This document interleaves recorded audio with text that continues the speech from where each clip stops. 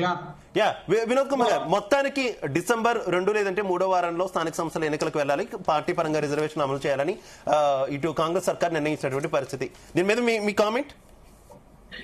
అంటే నేను పార్టీ పరంగా రిజర్వేషన్లను అమలు చేయడాన్ని నేను స్వాగతిస్తా. ఎందుకు స్వాగతిస్తా అంటే ఇప్పుడు మనం ఇమ్మీడియట్లీ తాత్కాలిక పరిష్కారం ఒకటి ఉంటుంది, పర్మనెంట్ పరిష్కారం ఒకటి ఉంటుంది. ఏ సమస్యకైనా తాత్కాలిక పరిష్కారం ఏంటంటే ఇప్పుడు పార్టీ పరంగా కనుక ఇస్తే, గతంలో ఏదైతే కేసీఆర్ గారి ప్రభుత్వం 2019 ఇచ్చినప్పుడు కేవలం 6 జిల్లా పరిషత్తుల చైర్మన్లు మాత్రమే వచ్చినాయి ఎవరికి, బీసీలకి.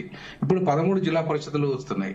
13 జిల్లా పరిషత్తులతో పాటు ఎంపీటీసీలు, జడ్పీటీసీలు, సర్పంచులు ఇట్లా చేసుకుంటూ పోతే చాలా పెద్ద సంఖ్యలో ఇవాళ వాళ్ళకి అవకాశాలు వస్తున్నాయి. కాబట్టి పార్టీ పరంగా ఆ రిజర్వేషన్లను ఇవాళ మొన్న ఏదైతే నోటిఫికేషన్ ఇచ్చారో వాళ్ళు తెలంగాణ లోకల్ ఎలక్షన్ కమిషన్ ఇచ్చారు, దాని ప్రకారంగానే ఎన్నికలకు పోతే నేను దాన్ని సమర్థిస్తా. అట్లా కాకుండా కేసీఆర్ గారి ప్రభుత్వం పరంగా ఇచ్చిన రిజర్వేషన్లను అమలు చేస్తా అంటే మాత్రం దానికి నేను ఒప్పుకోను. ఒకటి. రెండవది, పార్టీ పరమైన రిజర్వేషన్లు ఇచ్చినంత మాత్రాన రిజర్వేషన్ల చట్టం కోసం కొట్లాడడం ఆపద్దు. పర్మనెంట్ గా రిజర్వేషన్ల చట్టం రావాల్సిన అవసరం ఉంది. 42% వాటా ఒకటే కాదు, ఇవాళ ఎస్సీలకు 20% పెంచాల్సిన అవసరం ఉంది, ఎస్టీలకు 10% పెంచాల్సిన అవసరం ఉంది, అలాగే మైనార్టీలకు కూడా జనాభా ఉంది కాబట్టి వాళ్ళకు పెంచాల్సిన అవసరం ఉంది. సో వీళ్ళందరికీ సమగ్రమైన చట్టం రావాలంటే దేశంలో మొత్తం కులగణన జరగాలి. దేశంలో కులగణన మొత్తం జరిగిన తర్వాత దాంట్లో వెనుకబడ్డ జాతులు ఎవరైతే ఉన్నారో దాంట్లో ఈవెన్ ఏబిసిడి అన్నిట్లలో చేయాల్సిన అవసరం ఉంటుంది. సంచార జాతులు ఇవాళ హైకోర్టుకు వెళ్ళాయి. 42% వాటాలో మాదేంటి పరిస్థితి అని ఎంబీసీలు కూడా హైకోర్టుకు వెళ్లారు. సో 42% వాటా గురించి భాషలో ప్రతి ఒక్కరు అడిగే హక్కు, వాళ్ళ ప్రాథమిక హక్కు. రిజర్వేషన్లు కేవలం డెవలప్ అయిన 5 కులాలే కాదు, బీసీలలో ఉన్న 5 కులాలే డెవలప్ అయితే వాళ్ళకి అవకాశాలు వస్తే అవకాశాలు వచ్చినట్టు కాదు. రిజర్వేషన్ అంటే రిప్రజెంటేషన్ లేని ఎంబీసీ కులాలు, రిప్రజెంటేషన్ లేని సంచార కులాలకు కూడా అవకాశం రావాలి. ఇవాళ ఎస్సీలలో మాలమాదిగల పంచాయతీ, వర్గీకరణ పంచాయతీ ఎందుకు వచ్చింది అంటే రిప్రజెంటేషన్ లేదు కాబట్టి వాళ్ళు అడిగారు. తప్పు కాదు అది. సో కాబట్టి రిప్రజెంటేషన్ కులాలకు రిప్రజెంటేషన్ ఇవ్వడమే రిజర్వేషన్ల యొక్క ముఖ్య ఉద్దేశం. సో ఇవాళ ఈబీసీ కులాలకు కూడా వాళ్ళకు కూడా రిప్రజెంటేషన్ లేదు. కొన్ని డెవలప్ అగ్రవర్ణ పేదల్లో కొంత విద్యా ఉద్యోగ రంగంలో లేదు కాబట్టి వాళ్ళు వెనుకబడ్డ ఉన్నారు కాబట్టి ఈడబ్ల్యూఎస్ రిజర్వేషన్లు వచ్చాయి అక్కడ. సో అంటే వాళ్ళ జనాభా అంతటా కూడా ఒకటే రకంగా లేదు. అగ్రవర్ణాలు ఉత్తరప్రదేశ్ లో ఎక్కువ సంఖ్యలో ఉన్నారు, కొన్ని మేజర్ అంటే నార్త్ ఇండియాలో ఎక్కువ సంఖ్యలో ఉన్నారు, సౌత్ ఇండియాకి వచ్చేసరికి తక్కువలో ఉన్నారు, అందులో తెలంగాణకు వస్తే 7% ఉన్నారు. సో ఇప్పుడు దాన్ని కాస్త ఇప్పుడు మన రేవంత్ రెడ్డి గారి లెక్కల ప్రకారం 15% చూపెట్టారు. సో బీసీల సంఖ్య తగ్గించారు, మళ్ళీ ఎస్సీ ఎస్టీల సంఖ్య తగ్గించారు. ఎట్లా తగ్గిస్తారు? ఎస్సీ ఎస్టీల సంఖ్య, బీసీల సంఖ్య పెరుగుతుంది కానీ తగ్గుతుందా? తగ్గే అవకాశమే లేదు. ఎందుకంటే ఇవాళ వాళ్ళు ఈడబ్ల్యూఎస్ రిజర్వేషన్ 10% ఇచ్చారు కాబట్టి దాన్ని జస్టిఫై చేసుకోవడానికి ఆయన 15% లెక్కలు చూపెట్టారు. సో మరి మిగతా వర్గాలు కూడా జస్టిఫై చేసుకోవాలి కదా, మిగతా వర్గాలకు కూడా అవకాశం ఇవ్వాలి కదా. మరి ఇవ్వాలంటే వారి జనాభాను కరెక్ట్ గా చూపెట్టాలి కదా.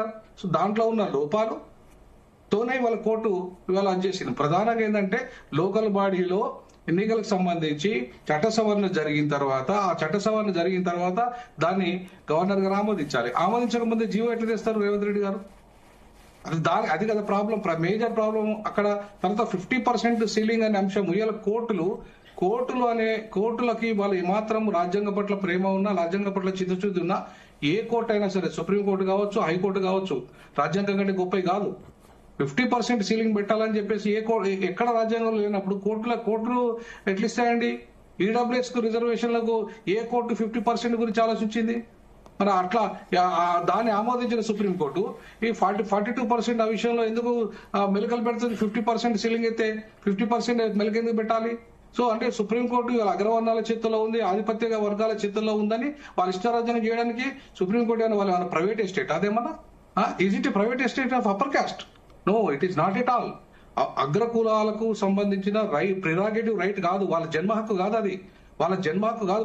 They are the only protectors of the constitution. రాజ్యాంగంలో లేని 50% సీలింగ్ పెట్టే అధికారం ఏ సుప్రీంకోర్టుకు లేదు. పెట్టిండ్రు ఎవరి ప్రయోజనాల కోసం పెట్టిండ్రు? వాళ్ళ ప్రయోజనాల కోసం పెట్టుకున్నారు. ఇవాళ మీ ప్రయోజనాలు నెరవేరినాయి. ఈడబ్ల్యూఎస్ పేరు మీద అగ్రవర్ణాలకు కూడా రిజర్వేషన్ వచ్చినాయి. వచ్చిన తర్వాత మీరు 50% సీలింగ్ పెట్టే అధికారం మీకు ఎక్కడిది? అసలు ఇప్పటికి నేను అంటున్నా ఈ సందర్భంగా రేవంత్ రెడ్డి గారికి కానీ రాహుల్ గాంధీ గారికి కానీ చిత్తశుద్ధి ఉంటే వాళ్ళు 50% ఇప్పుడు లోకల్ ఎక్కడ ఎత్తేసారు, లోకల్ బాడీ రిజర్వేషన్ 50% సీలింగ్ ఎత్తేసారు, సంతోషం. కానీ జాతీయ స్థాయిలో 50% సీలింగ్, ఆ సుప్రీంకోర్టు జడ్జిమెంట్ ఎందుకు 50% సీలింగ్ 92లో వచ్చింది ఆ సీలింగ్ అంశం మండల్ కమిషన్ కేసులో. ఒక నిమిషం, ఆ కేసును అమెండ్మెంట్ ఎందుకు చేయలేదు? రాహుల్ గాంధీ చిత్తశుద్ధి ఉంటే వాళ్ళ గవర్నమెంటే ఉండేగా, 55 ఏళ్ళు వాళ్ళ గవర్నమెంట్ ఉంది, ఎందుకు చేయలేదు కాంగ్రెస్ గవర్నమెంట్? బీసీ ప్రధానమంత్రి ఉన్నాడు, ఆ తీర్పును ఎందుకు అమెండ్మెంట్ చేయలేదు? లేదా సుప్రీంకోర్టులో 9 మంది జడ్జిలు ఏదైతే ఇచ్చారో దాన్ని 11 మంది జడ్జిలకు ఎందుకు రిఫరెన్స్ చేపించలేకపోయారు మన బీసీ ప్రధానమంత్రి గారు? బీసీ ప్రధానమంత్రి గారు ఒక లేఖ రాస్తే సీజేకి ఒక లేఖ రాసి ఇక్కడ 50% సీలింగ్ వల్ల చాలా ఇబ్బంది అవుతుంది, 42% బీసీలకు ఇవ్వలేని పరిస్థితి, రిజర్వేషన్ పెంచలేని పరిస్థితి, అన్రిప్రజెంటేటివ్ వాళ్ళకి రిప్రజెంటేషన్ ఇవ్వడమే రిజర్వేషన్ ముఖ్య ఉద్దేశం. కాబట్టి మీరు సీజే గారు దాన్ని 11 బెంచెస్ కాన్స్టిట్యూషన్ బెంచ్ ఏర్పాటు చేసి దాని మీద నిర్ణయం తీసుకోండి అని చెప్పి ఎందుకు చెప్పలేకపోతాడు ఒక బీసీ ప్రధానమంత్రి? అంటే ఈ దేశంలో వాళ్ళకి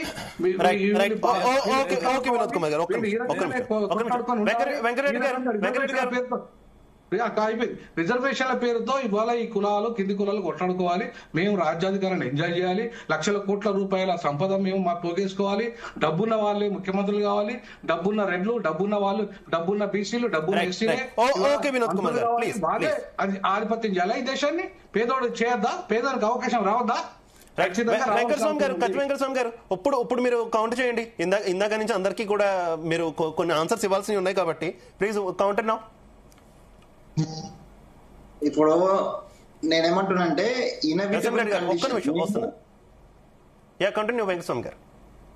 ఇప్పుడు మేము రాజ్యాంగం అంటే సుప్రీంకోర్టు 50% క్యాప్ పెడుతూనే దాన్ని సడలించడానికి ఉన్న అవకాశాలు కొన్ని ఇచ్చినది. దాని అనుగుణంగానే మేము ఈ అసెంబ్లీలో తీర్మానంతో పాటు డెడికేషన్ కమిషన్ తో పాటు మిగతా అన్ని ప్రయత్నం అంటే కులగణనతో పాటు ఇవన్నీ చేసి ఎంపరికల్ డాటా వచ్చిన తర్వాతనే మేము ఈ ప్రయత్నాలన్నీ చేసినాం. ఇది ఆ అసెంబ్లీలో బిల్లు పెట్టడం కానీ దాని తర్వాత ఇచ్చడం కానీ. నేనేమంటున్నానంటే కోర్టులు కనీసం దీన్ని అన్నిటిని కూడా మరి సుప్రీంకోర్టు ఇచ్చినటువంటి జడ్జిమెంట్ కావచ్చు, వాళ్ళు ఇచ్చినటువంటి వెసులుబాటు కావచ్చు, వీటిని పరిశీలించకుండా గానీ ఏకపక్షంగా 50% అనే క్యాప్ అడ్డం పెట్టుకొని మా ఆశల మీద నీళ్లు జల్లిన వాళ్ళు, మా బీసీలకు సంబంధించినటువంటి మా అవకాశాల మీద బురద జల్లేసి దాన్ని సమాధి చేసే ప్రయత్నం చేస్తున్నారు. ఈ సమాధి చేసేటువంటి ప్రయత్నంలో అగ్రవర్ణ పేదలకు మేము ఈడబ్ల్యూఎస్ ఇచ్చినప్పుడు మా ఎస్సీ సంఘాలో, ఎస్టీ సంఘాలో, బీసీ సంఘాలో, ఎంబీసీ సంఘాలో ఎవ్వరు కూడా మేము అబ్జెక్ట్ చేయలే. జియో జీనేదో వాళ్ళకు కూడా ఉండనియండి అని అనుకున్నాం. ఇక ఈ దేశంలో రాజ్యాంగానికి విరుద్ధంగా రాజ్యాంగం చెప్పిన దాని ప్రకారము సామాజిక వెనుకబాటుతనం ఆధారంగానే రిజర్వేషన్స్ అన్నారు.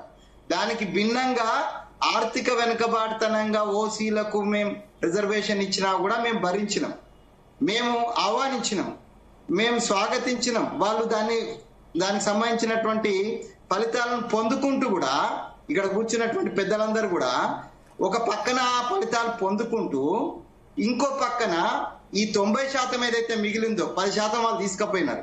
90% అంతా కూడా మాకు సంబంధించిందే, ఎస్సీ ఎస్టీ బీసీ సంబంధించినటువంటి రిజర్వేషనే. దీంట్లో మాకు ఇచ్చే దాంట్లో ఇంకా 42% అంటే ఇంకా మాకు ఎక్కువనే రావాలి, కానీ దానికంటే తక్కువనే వస్తుంటే కూడా ఎందుకు ఈ సంఘాలు ఎందుకు కోర్టుకు పోతున్నాయి? ఈ సంఘాలకు ఏం నష్టం జరుగుతున్నది? అక్కడ ఎక్స్పర్ట్ కూర్చొని ఉన్నాడు, ఎవరు మన గాలన్న. సో అక్కడ ఒక కోర్టులో ఒక పిటిషన్ వేసినప్పుడు పిటిషన్ ఏమడుగుతుందంటే నువ్వు వ్యక్తిగతంగా కానీ నీ సామాజికంగా కానీ నీకేమైనా నష్టం జరుగుతుందా ఇది ఇవ్వడం వల్ల? ఒకవేళ నష్టం జరిగితే మాత్రమే నేను కోర్టు అలో చేయాలా, కోర్టుకు నేను పోవాలా. ఈ రెండూ లేవు. ఈయనకు నష్టం జరుగుతలేదు, ఈయనే పోయినాడు, ఈ ఓసీ సంఘానికి సంబంధించిన ఆయనే పోయినాడు. ఆ ఓసీ సంఘానికి సంబంధించిన ఆయన పోతే ఓసీ సంఘానికి సంబంధించినటువంటి పెద్ద మనుషులే ఆ కోర్టులో అలౌ చేసినారు. ఇదంతా కూడా ఈ దేశంలో అనగారిన వర్గాలకు వ్యతిరేకంగా ఆధిపత్య కులాలు చేస్తున్నటువంటి కుట్రలో భాగమే. మేము కాంగ్రెస్ పార్టీగా మేము చిత్తశుద్ధితోటే మేము ప్రయత్నం చేస్తున్నాం. మా రాహుల్ గాంధీ గారు చాలా స్పష్టంగా చెప్పినారు, గతంలో ఓబీసీలకు సంబంధించిన సంపూర్ణంగా మేము ఆలోచించలేకపోయినాం, మాకు తప్పైంది, ఇప్పుడు మేము ఆలోచిస్తున్నాం, ఎవరి వాటా ఎంతో వాళ్ళకి ఇస్తామన్నారు. దాన్ని బేస్ చేసుకుని రేవంత్ రెడ్డి గారు ముందుకెళ్లితే అడుపులు లేచినారు. ఇప్పుడు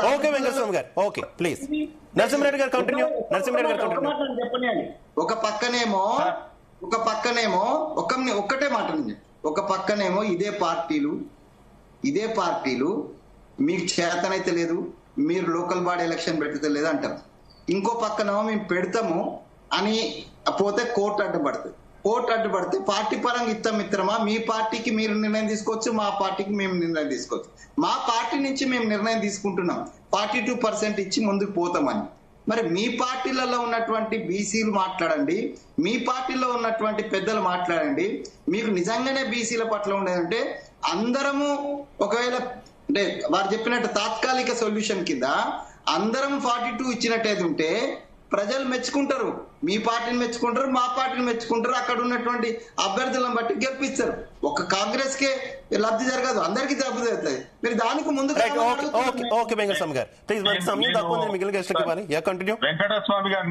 వెంకటస్వామి గారు ఏదైతే మాట్లాడారో సార్, మీరు ఒక మీ ద్వారా నేను ఒకటే క్వశ్చన్ అడుగుతా ఉన్నాను.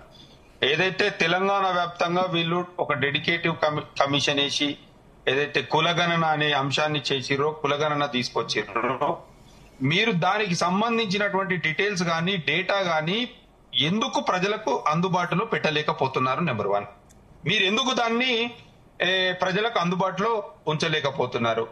అదే విధంగా మీరు ఇన్ని రోజులు అంటే ఒకవేళ పార్టీ పరంగా మీరు 42% ఇవ్వాలి అనుకుంటే, పార్టీ పరంగా ఇవ్వాలి అనుకొని ఈ రోజు చెప్తా ఉన్నారు.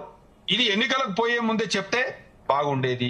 ఇంకొక విషయం ఏంటంటే, చట్ట సవరణ చేయకుండా ఏదైతే 9th షెడ్యూల్లో చేర్చడంతోనో, అంటే టెక్నికల్ గా అది కాదని తెలిసి కూడా ఈ 2 సంవత్సరాలు మీరు కాలయాపన ఎందుకోసం చేయడం జరిగింది? మీరు ఎందుకు చేసిరు? ఎందుకంటే మీరు ఆల్రెడీ ఇంతకుముందు కర్ణాటకలో ఇచ్చారు, అక్కడ సాధ్యం అయితే లేదు.